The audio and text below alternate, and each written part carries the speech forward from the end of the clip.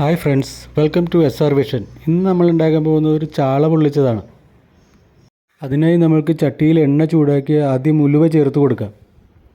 ഉലുവ പൊട്ടിയതിന് ശേഷം നമ്മൾക്ക് അതിലോട്ട് ഒരു കഷ്ണം ഇഞ്ചി അരിഞ്ഞത്, 2 പച്ചമുളക് നെടുകെ കീറിയത്, കുറച്ച് വേപ്പിലയും കൂടി മിക്സ് ചെയ്തെടുക്കണം. ഇതെല്ലാം ചെറുതായിട്ടൊന്ന് വഴറ്റിയ ശേഷം നമ്മൾക്ക് അതിലോട്ട് 150 ഗ്രാം ഉള്ളി അരിഞ്ഞ് വെച്ചത് ചേർത്ത് കൊടുക്കാം. 1/2 കിലോ മീനിനുള്ള അളവിലാണ് നമ്മൾ ഇന്നിത് ചെയ്യുന്നത്. അതിന് ചേർക്കേണ്ട ചേരുവകളുടെ അളവാണ് ഞാനിപ്പോൾ പറഞ്ഞത്. ഇനി നമ്മൾക്ക് ഈ ഉള്ളിയിലോട്ട് ആവശ്യത്തിന് ഉപ്പ് ചേർത്ത് കൊടുക്കാം. ഉള്ളി വഴണ്ട് ഏതാണ്ട് ഈ രൂപമാകുമ്പോൾ നമ്മൾക്ക് അതിലോട്ട് 2 സ്പൂൺ മുളക് പൊടി, 1/4 ടീസ്പൂൺ മഞ്ഞൾപ്പൊടി, 1/2 ടീസ്പൂൺ കുരുമുളക് പൊടി എന്നിവ ചേർത്ത് അതിൻ്റെ പച്ചമണം മാറുന്നത് വരെ നല്ലവണ്ണം ഇളക്കിയെടുക്കണം. ഇതിൻ്റെ ഗ്രേവിക്കായി നമ്മൾ മാക്സിമം ഉള്ളി തന്നെ ഉപയോഗിക്കാൻ ശ്രമിക്കുക. മുളക് പൊടി നല്ലവണ്ണം ഉള്ളിയിൽ കിടന്ന് മുരിഞ്ഞാലേ നമ്മൾക്ക് ആ മീൻകറിയുടെ ടേസ്റ്റ് കിട്ടുകയുള്ളൂ. ഇത് ശ്രദ്ധിക്കേണ്ട ഒരു കാര്യം, മുളക് പൊടി പുകഞ്ഞു പോകാതെ പ്രത്യേകം നോക്കണം നമ്മൾ. ഏതാണ്ട് ഈ പാകമാകുമ്പോൾ നമ്മൾക്ക് അതിലോട്ട് അല്പം വെള്ളം ചേർത്ത് ഒന്ന് മിക്സ് ചെയ്ത് കൊടുക്കാം.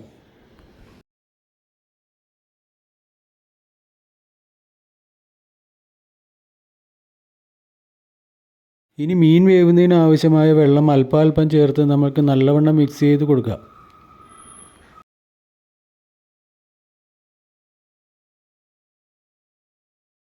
ഇനി അതിനു വേണ്ട ഉപ്പ് ചേർത്ത് കൊടുക്കാം. ഉപ്പ് ചേർത്ത് ഇളക്കിയതിന് ശേഷം ചെറിയ തിള വരുമ്പോൾ നമ്മൾക്ക് അതിലോട്ട് കുടംപുളി ചേർത്ത് കൊടുക്കണം.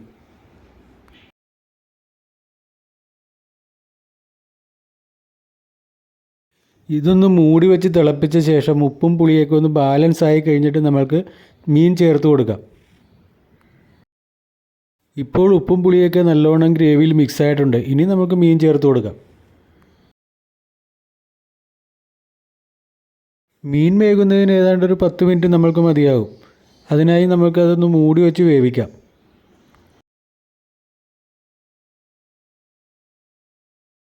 ഇടയ്ക്ക് 1-2 പ്രാവശ്യം മീൻ പൊടിഞ്ഞു പോകാത്ത വിധം നമ്മളൊന്ന് ഇളക്കി കൊടുക്കണം.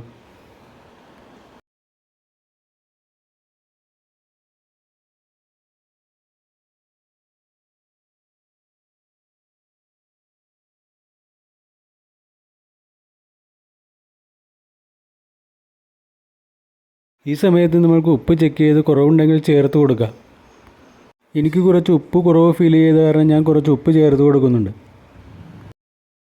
ഉപ്പ് ചേർത്ത് ഇളക്കിയ ശേഷം കുറച്ച് നേരം കൂടി നമ്മളൊന്ന് തിളപ്പിക്കുക. ഇപ്പോൾ നമ്മുടെ മത്തി പൊള്ളിച്ചത് റെഡി ആയിട്ടുണ്ട്. വീഡിയോ ഇഷ്ടമായാൽ ലൈക്ക് ചെയ്യുകയും സബ്സ്ക്രൈബ് ചെയ്യുകയൊക്കെ ചെയ്യുക.